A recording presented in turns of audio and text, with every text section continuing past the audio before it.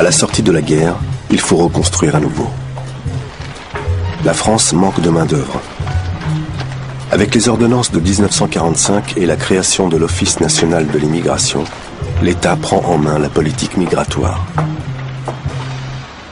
Des accords sont signés avec des pays fournisseurs de main-d'œuvre. L'Italie, dès 1946, puis au début des années 60, l'Espagne, le Portugal, la Yougoslavie, la Turquie et les anciens protectorats de la Tunisie et du Maroc.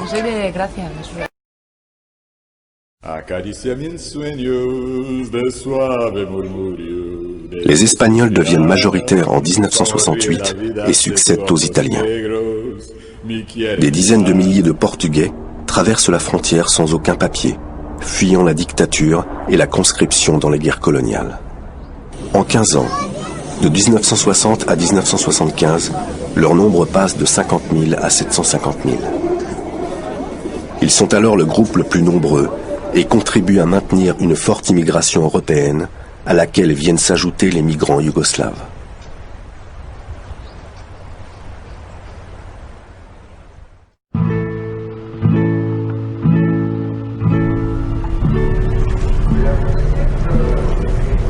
Dès 1947, les Algériens peuvent circuler librement entre l'Algérie et la métropole.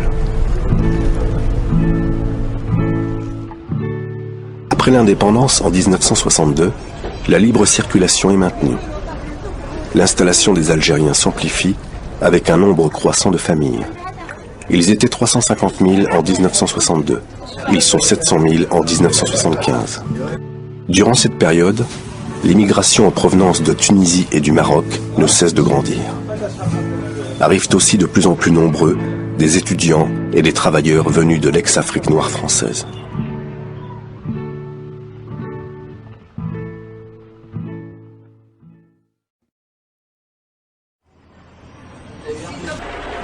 Les 2/3 des immigrés travaillent dans les mines et l'industrie.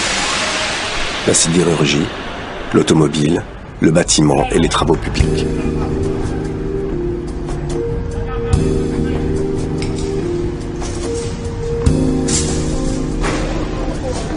Ils sont le plus souvent manœuvres ou OS, c'est-à-dire des ouvriers peu qualifiés. 12% d'entre eux, notamment les femmes, travaillent dans les services. Nettoyage et services domestiques, commerce, restauration et confection.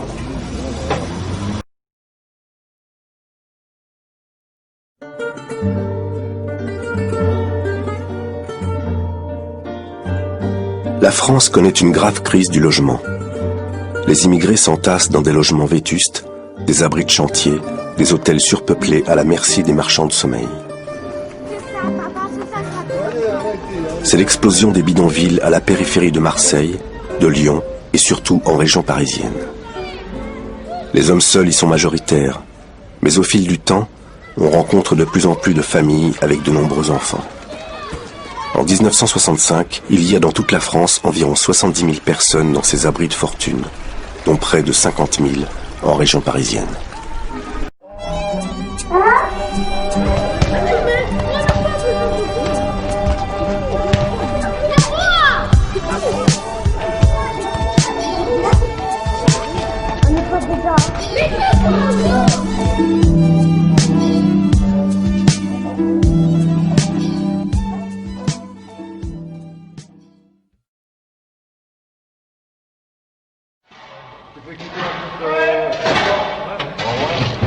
Après 2 décennies d'expansion, l'économie française entre en récession.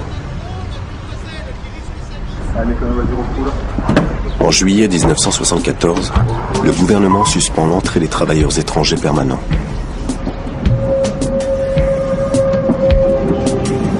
Le chômage s'installe dans le pays.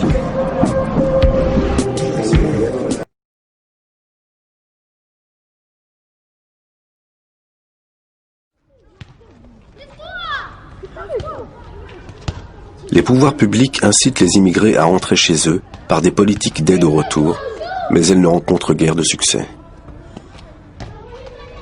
En revanche, le regroupement familial répond aux désirs des travailleurs isolés.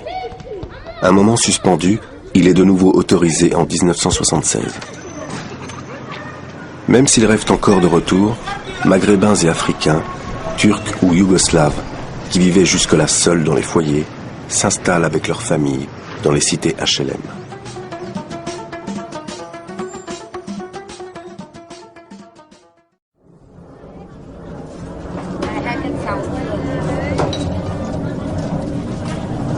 Au milieu des années 70, le nombre des réfugiés augmente à nouveau.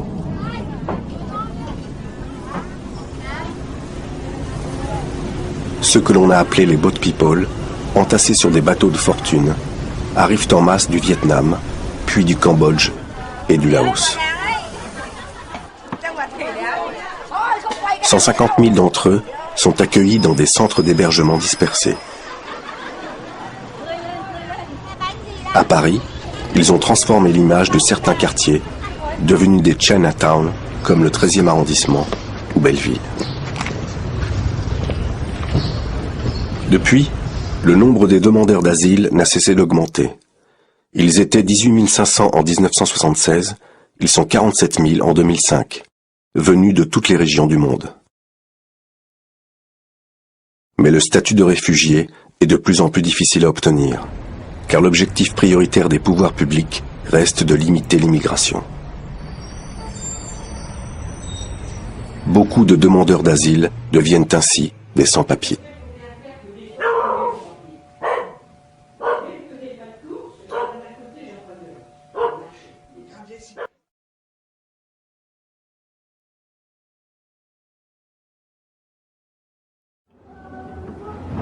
Les immigrés et leurs enfants sont devenus une des composantes de la France arc-en-ciel.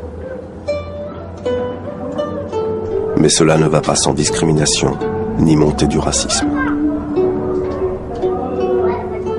Les quartiers où vivent les familles d'origine immigrée sont de plus en plus marqués par le chômage et la dégradation de l'habitat.